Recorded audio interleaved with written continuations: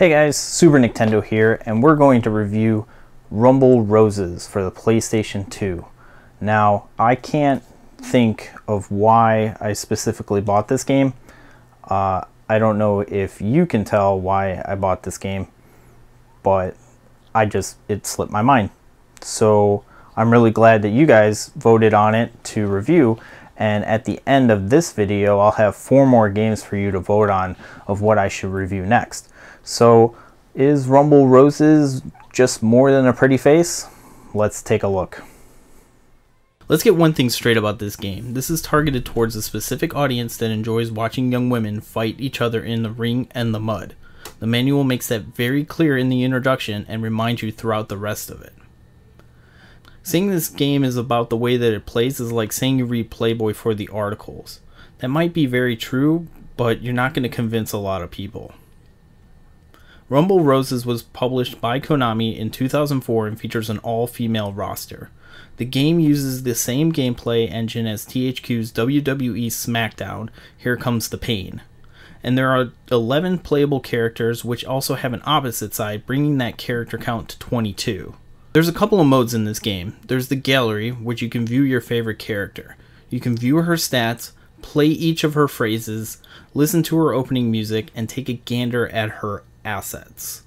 There's the exhibition mode, which allows you to set a match against the CPU or another player. You can even have 2 of the computer characters duke it out for hands-free enjoyment. From here there are 3 wrestling stages and 1 mud wrestling stage. At first there is only 11 characters to choose from, but you can unlock their virtual counterparts by enabling the vow system. The vow system gives you a choice to set 3 different goals from a list of 30. 15 will push your character to heel, which is bad, or face, which is good. These are kind of like achievements, ranging from keeping in the ring to only hitting 1 body part. Getting 100% in either heel or face will earn you a shot at the title. You can either unlock characters this way or unlock them by the story mode. And yes, this game does have a story mode, and it sort of explains why scantily clad women would want to wrestle each other.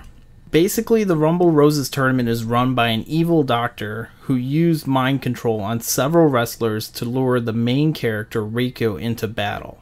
I doubt most people would care about the story, but it's there. It's hodgepodged into the game to make it appear that you're not just playing this game for the all-female wrestling. The game doesn't explain why the ladies need to mud wrestle either. One minute they're at the stadium and the next they're outside at the beach in their bikini. Even Rico seems to be surprised that she's there. I went out of my way to wear this cute little bathing suit today, but... what? Rico's story is the most fleshed out and makes the most sense. Even the manual gives her the biggest backstory, but the other characters have their role to play as well. You want to give the story mode your all, because at the end battle, it's not what you would expect from this game, and in my opinion should have been the basis for the entire game. I'm not going to spoil it, but let's just say the programmers took a lot of liberties about what wrestling is about. The voice acting is terrible, but it's to be expected from Konami, and it's not a Metal Gear Solid title. I knew something wasn't right. Go home, Ray. Go. Wait! Now let's take a look at the gameplay. This game gives you no wiggle room to mess up, so I strongly encourage you read the manual on how to play. You can throw punches, kicks, and grabs, but this game will not tolerate button mashing. Every move has to be deliberate and on point, which is something the CPU excels at. It's pretty easy to get caught in grapple after grapple until the CPU gets enough energy for a killer or lethal move and puts you down for good. The game has 3 special moves: lethal, killer, and humiliation moves. Build up your meter to execute the move, and there are times where it'll miss or the CPU will magically be able to counter it. I've yet to counter any one of these moves, and you have to be insanely lucky to counter. The cool thing about these moves is that they're easy to pull off because it's just 1 button, unlike other fighting games.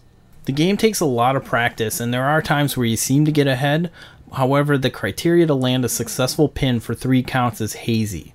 I can land punches, grabs, and lethal moves all day long, but only get the count up to 2. Then the CPU can unleash 1 lethal move and pin me down for a full count.